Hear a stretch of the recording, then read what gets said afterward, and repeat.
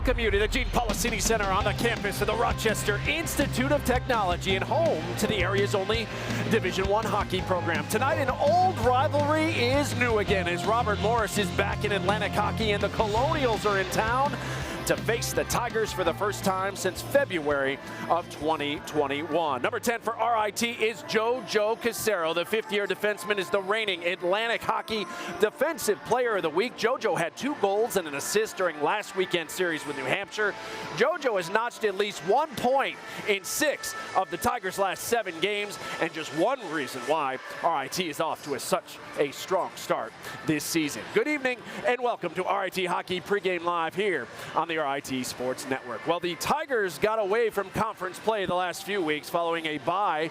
RIT welcomed 12th-ranked New Hampshire to town for a 2-game post-Thanksgiving series. The Tigers knocked off the Wildcats last Friday, marking the first time a ranked Tiger team had defeated a ranked opponent on home ice in the Division I era. Last Saturday, the Tigers going for the sweep of UNH, and they got off to another great start in the first period. Carter Wilkie starting the 2-on-1 rush the other way, and he feeds Elijah Gonzalez for the goal. 1-0 Tigers on Gonzalez's 3rd of the season. Just under 6 minutes to go in the opening period. Tigers on the attack again. Tanner Andrew fires it towards the net. No, Simon Isabel's shot won't go either, but Grady Hobbs is there to put home the rebound. It was 2-0 Tigers, but the Wildcats, they respond quickly thanks to a 5-minute major on the Tigers, and they did it in the period's final 3 minutes. Cy Leclerc scores with under a minute to play to tie us at 2 after 1. We'd go to the second period. UNH wins the faceoff. Tommy Scarfoni makes the initial stop. The Wildcats retain control, and then Tommy, he makes not the save of the night. He makes the save of the year. The beautiful stick save, a Sports Center top play on Sunday morning for Scarfoni. Third period, still tied at 2. Tigers on the power play. Jojo Casero the blast. Matthew Wild the deflection in front. Tigers retook the lead 3-2. Final seconds. Tigers trying to hold on for the sweep. UNH with the extra skater on, and Ryan Conmey gets the one-timer past Scarfoni to tie us up with 5 seconds to go, and we would go to overtime. And just over a minute left in the extra session. Cody Laskowski on the breakaway looking for the win. Jacob Helstein with a big glove save to deny him. Final seconds of overtime now. Tigers can't connect as Cy Leclerc comes up with the loose puck, and he's racing the other way. And with just 6 seconds remaining, he beats Scarfoni with the wrister to win it. A heartbreaking loss for the Tigers as UNH earns a split with a 4-3 overtime victory last Saturday night. Woo. Despite the loss, Tommy Scarfoni recorded a career-high 45 saves and moved into 3rd place in Division I program history with 1,805 career saves. Elijah Gonzalez scored his 30th career goal, while Grady Hobbs and Matthew Wild each picked up their 5th goals on the season. Meanwhile, the Tigers will be without Christian Catalano tonight. The freshman forward has been suspended by Atlantic Hockey for 1 game following his major penalty and game misconduct for direct contact to the head during last Saturday's game against New Hampshire. So it's back to conference play for RIT here tonight as they rekindle that rivalry with Robert Morris. With more on tonight's matchup, our John DiTullio standing by live now with RIT head coach Wayne Wilson. Johnny? All right, thank you so much, Kevin.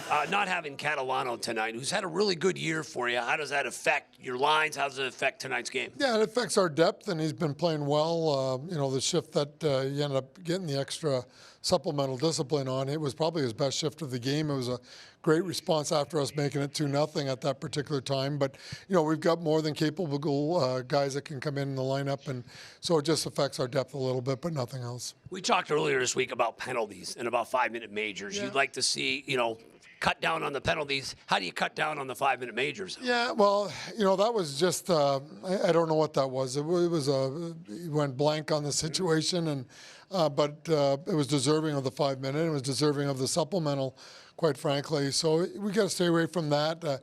We had a slashing where we knocked the kid's stick out of his hands. Those are the 2 I'd like to get back. And there's other penalties you're going to take. They might be preventing goals. They may be, accidental, but not necessarily lazy or selfish. But it's the other ones that you're trying to get rid of in your game, and that's what we have to get rid of. You were seconds away from sweeping the 10th ranked team in the country. What can you take away from those two games last week against New Hampshire? Well, the tying goal was actually something we had worked on in our week off, which was just prior to. And really, it was an unfortunate bounce earlier in the shift where we were just talking, went off a microphone holder or whatever on the top of the boards. But really, when the guy came around the nets, we want our sticks to the inside and really kind of give them the pass to the point and then try and take away that, because the bang-bang play in the slot's really tough for the goalie, and we just didn't have good stick positioning on that one. And like I said, we're working on that, and we're getting actually pretty good on it. So it was just a minor mistake, but at a critical time. And the other one was forcing. It's a difficult one to say with seconds left. Yeah. Obviously, we'd take we'd take that tie, and that would have helped us pairwise things. But, trying to tell your guys, take the tie, don't go for the win, is awfully difficult. But we do talk about, playing at percentages and trying to make good, solid plays. And, we probably were trying to make too good of a pass there to win the game. It turns over, and they have a guy that's, probably floating a little too high for their liking, because if we score the goal, it's like, how come you're not back covering a guy? You're out a little high, and they got the turnover they were hoping for, and to the right guy that buried one earlier in the game and took another great shot to win it for them. So, but we know we can play with the top teams, and now for us, we've got to play to our identity and to our standard here tonight, and not have any let-ups. Now, how about tonight? I mean, there was always great games against you and Robert Morris back in the day. Their program went dark for a few years. They're back. What do you expect tonight, and more importantly, for the weekend? Well, they're a lot better than the record shows. I know maybe a cliche for some coaches, but they've got a goalie that's capable of winning a game. And for us, like I just said, we want to play to our standard. We don't want to have any letdowns. And regardless of what the score is and who the opponent is, if we play to the best of our abilities, we want to get a little bit better each weekend, then I'll be happy with that, regardless of the result. And we can't be always result-driven where, hey, if we don't win, we didn't play well. You can play well and lose, and you can play not so well and win. But I want to be playing well tonight, and that's our goal. You look well. I think that bachelor weekend you had last weekend was pretty advantageous for you. It wasn't a whole weekend. It was just a day. You enjoy it while you can. Sometimes that's all we need. Us husbands, right, buddy? Yeah. That's head coach Wayne Wilson. Kevin, let's send it back to you. All right, Johnny, thank you so much. Well, in May of 2021, Robert Morris announced it would immediately dissolve its men's and women's hockey programs. It was a stunning move by the university that rattled the college hockey world. But thanks to many alums, donors, and the Pittsburgh College Hockey Foundation, who raised nearly $3 million, both programs were reinstated and returned to the ice this fall. Derek Schooley started the Robert Morris men's hockey program in 2004, so to say he was shocked by the school's decision to dissolve the program 17 years later is an understatement. It took us by surprise and shock, and I don't think anybody can see that day coming. We're going to have a team that we thought was going to compete for a league championship the next 2 years, and then it was taken out within a couple days. But the hockey community rallied behind the men's and women's teams. And 206 days after the devastating announcement, both programs were reinstated. Fundraising's a really key part of it, but to have to go out and try to raise as much money as we did, we needed a group of people to help you. That was challenging. And trying to build the product on the ice from scratch for a second time has been a major challenge too. We were accustomed to winning and winning a lot here, and people tell me, what did you expect? I expected to be back where we were right off the bat. And then we had a couple wins right off the bat, and but then now we're going through a tough part, and we have to give the effort, and we got to give the energy, and patience is a tough word, but we also use the word process a lot. So I think those two things go hand in hand, but I'm not a very patient person, unfortunately. While Schooley and company work through their on-ice struggles, the head coach can at least rest easier, knowing the program is once again on solid footing. As far as where our program is, we've got more donor support, we've got more media support, we've got more season tickets sold, we've got more of everything. We've got more support from the Board of Trustees. Our new president, Dr. Michelle Patrick, is awesome and big supporter of hockey. Hockey's not going anywhere. Hockey's here to stay. Yeah, it's good to have Robert Morris back in Atlantic hockey and, of course, college hockey America for the women's program. Schooley told us this morning that the university is exploring the possibility of a new arena. In fact, a feasibility study was recently completed for a 2,500-seat facility for both the men's and women's RMU programs. In the net for Robert Morris tonight will be a familiar face to Tiger fans. Number 30 is Chad Veltri. That's right, the grad transfer from Niagara is 2-8-3 this season with the Colonials. Veltri has faced RIT 12 times, going 3-7-2. Two of those victories came last season with the Purple Eagles. In the net for RIT will be Tommy Scarfoni. The Montreal native will be making his 12th start of the season here tonight. Scarfoni is 8-3 on the season with a 2.43 goals against average. Meanwhile, the Tigers are no longer atop Atlantic hockey. Sacred Heart passed RIT after sweeping Robert Morris last weekend. The Pioneers have a 5-point lead on the Tigers at the moment. AIC is up to third after winning 6 straight. RIT goes to AIC next weekend. As for the Colonials, it's been a struggle. They are winless in their last 7 games and sit in last place in the conference standings. Well, still to come on Pregame Live, the RIT women's hockey team is on the road at Syracuse tonight. We'll check in to see how they're faring against the Orange. Plus, they're from the same hometown, and they played on the same line in juniors. We'll explain how the trio from Mississauga, Ontario ended up together again here at RIT. But first, number 22 for RIT is Grady Hobbs. The junior from Manitoba is heating up, picking up his 5th goal of the season last weekend. Grady will join our Kim Coffey live next as our coverage of Tiger hockey continues live from the Gene Policini Center at RIT. It's the Tigers and Colonials once again. 7:05. This is Pregame Live on the RIT Sports Network.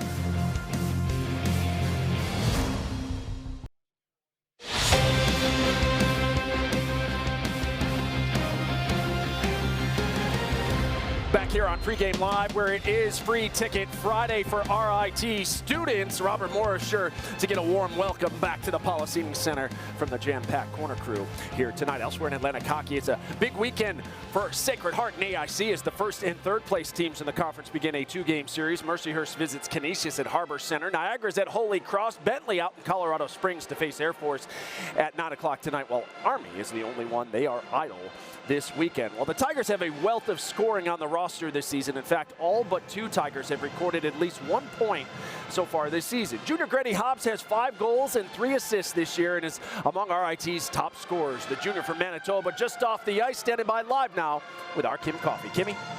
Grady, last weekend you guys went toe-to-toe with a top 10 team in the country. You split the games, and I know that I could sense the frustration coming off the bench after that Saturday loss, but how did you harness that and really focus throughout the week on preparing for Robert Morris tonight? Yeah, I think obviously it was frustrating losing that game. We kind of shot ourselves in the foot, you know, being undisciplined. So this week we're ready to go, and we know if we play our game, we should be able to have a lot of success this weekend. One of the things that really benefited you guys last weekend was you got out to an early lead. What do you have to do to jump out and get a couple on them early on tonight? Yeah, I think everyone just got to be ready to go. Like we need everyone going. So it's going to take all 4 lines, all the D pairs. So if we can do that, we should be good and hopefully get a couple early. Robert Morris looking to snap a 5-game skid. What are you expecting them to come out and do early on? Yeah, obviously they're probably going to be hungry, but we got to want it more, and we got to get these wins and get back into first in the conference. Grady, thanks so much and good luck tonight. Thank you. Kevin? All right, Kim, thanks so much. They are important games here in December. Meanwhile, freshmen Matthew Wild, Tyler Fukakusa, and Christian Catalano have been among the top Tiger contributors so far this year. In fact, the 3 have been paired together on the same line since the start of the season. But their chemistry on the ice started long before that and caught the attention of the RIT coaching staff, who decided to pursue not just one, but all 3 of them. Matthew Wild, Tyler Fukakusa, and Christian Catalano first appeared on the Tigers' radar 2 years ago when they were teammates and played on the same line for the Junior Canadians. Brian was on the road and watched the Junior Canadians play, and he says, wow, these 3 guys are pretty good, and we just kept following up on them, and we went from there. And because you don't normally think of getting more than 1 guy off a team, to be honest with you, never mind 3 and 3 of them that play together. 2-0 RIT. Tyler Fukakusa with the goal. But the Tigers did get all of them. Fukakusa committed first, followed by Catalano, and finally Wild. You know, after those two got committed, we were talking about it, like it'd be pretty cool for, you know, our whole line to go in, so it was kind of like a fingers crossed type of thing. And then Hillsy came out and watched us, so did Wayne, and I guess they liked what they saw and decided to bring me in and bring us in as a line. And that line has stuck together, which has made for an easy transition. It's fantastic, honestly, like spending time with a group of guys and juniors, and then coming and then meeting them again, and NCAA hockey is just a dream come true, right? Like, it's something that, like, you know, you're comfortable coming in. Usually maybe you're not as comfortable coming in as a rookie, and it's just good seeing familiar faces. I think there was a lot of chemistry there.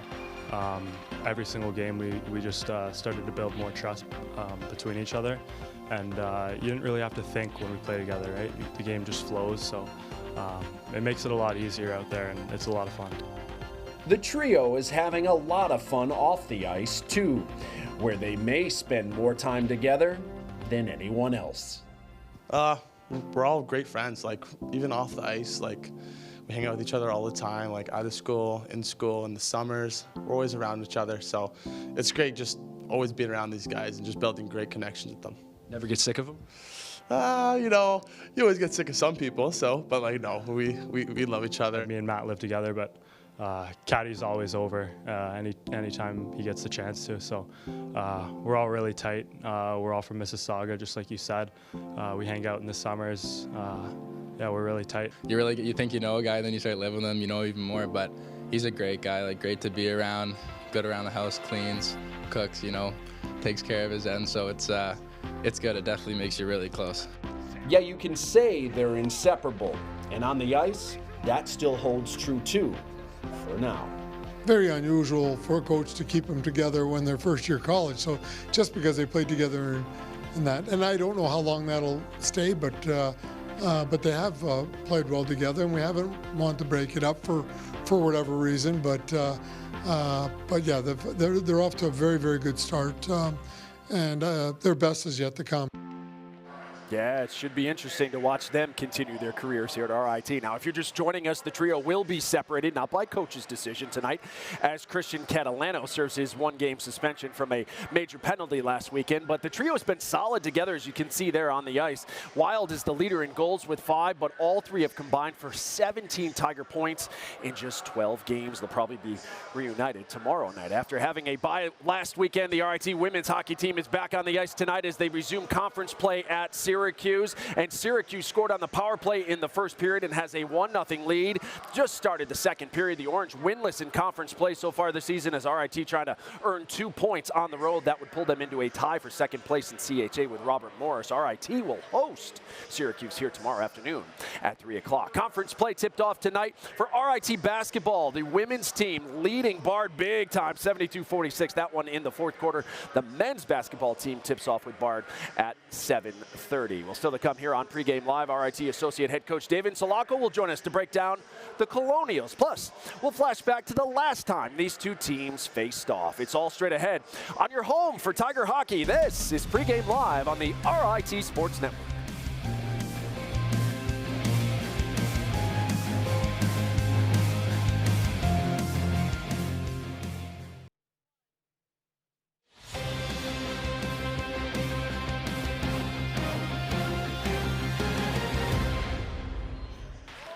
By Barry. Here's a 3-on-1 going the opposite direction. Is right, John. As there'll be a shot and a goal. Burying that will be Hernandez.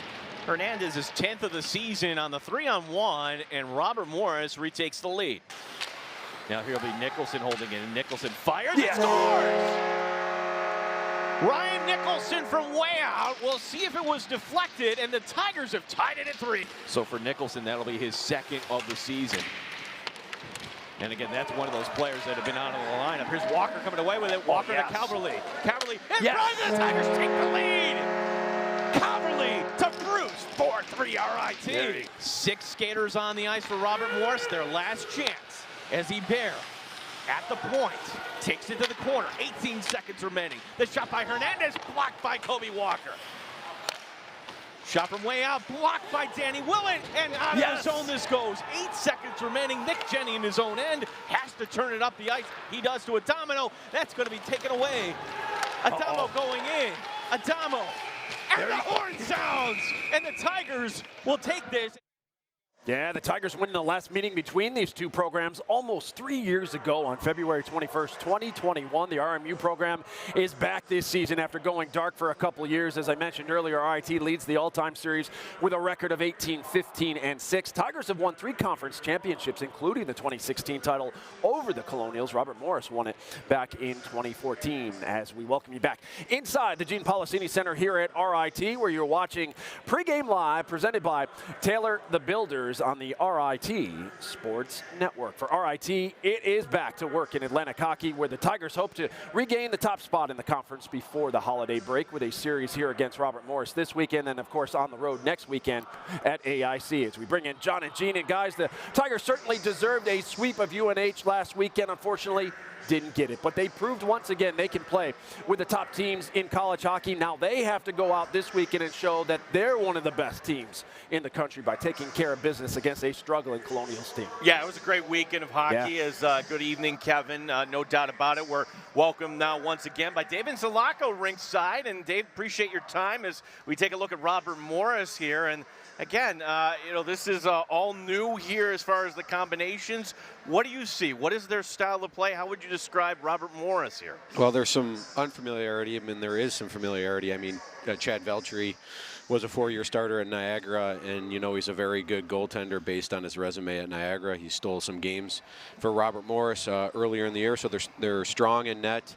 They have some familiar faces on their back end with Cade Townen, who was very good at Mercyhurst, and some forwards up front, and Riley St. Ange, and Paul Mouse, who also transferred there from Mercyhurst. They have a very good team.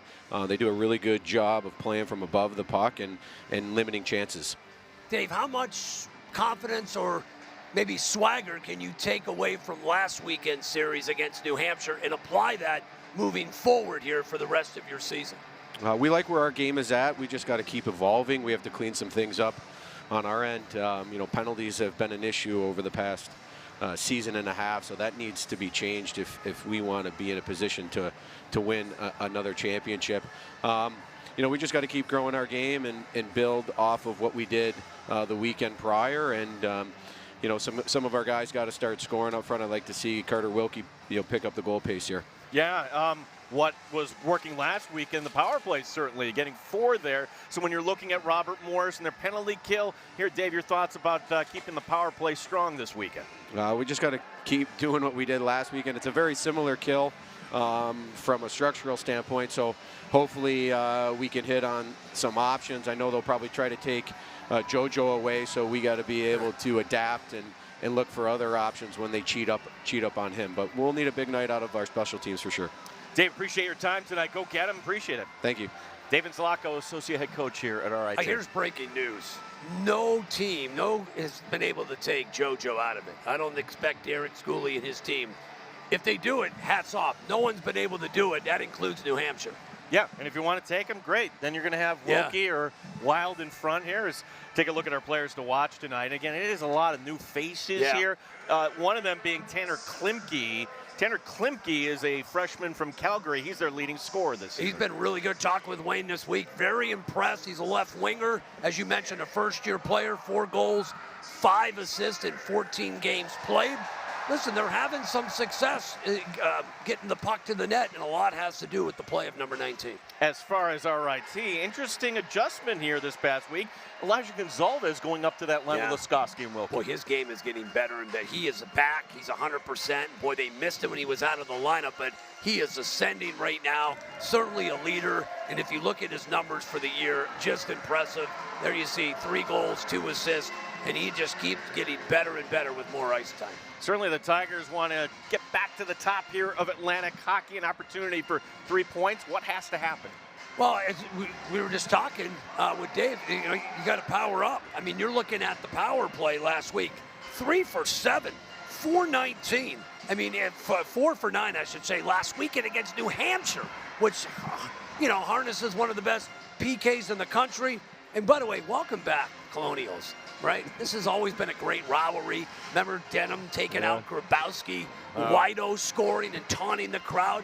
They've had a lot of history, these two programs. And listen, the last weekend they're at home in a calendar year, you need not 3, not 4, not 5. You need 6 points. You got to get 6 points if you're IT this weekend. Big fan of Welcome Back, Carter. I'm thinking you were. Buddy, I was a big fan. I was a big fan of Travolta, Barbarino. Vinny Barbarino. Warshak. Boom Boom Washington. Warshak. The whole no cast. words, no idea what they're talking Come on, about. Kevin. Come on. Join Oh, us, come buddy. on. Come on. Come on, Kevin. Epstein, buddy. Epstein. Thank you, guys. We'll see you in a bit. Still to come on Pregame Live, we'll tell you how you can join us for tomorrow's hockey doubleheader here at the Policena Center. We're less than 10 minutes away from face-off. We wrap things up from here next. This is Pregame Live on the RIT Sports Network.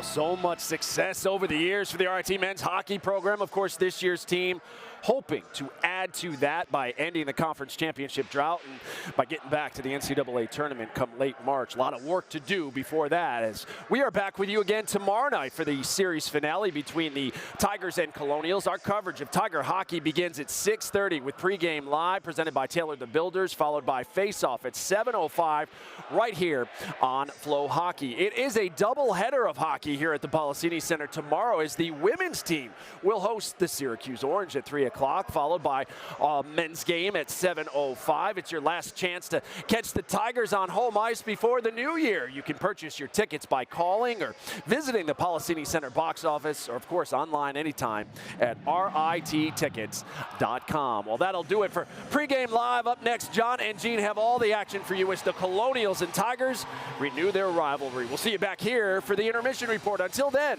enjoy the game. RIT Robert Morris begins right now.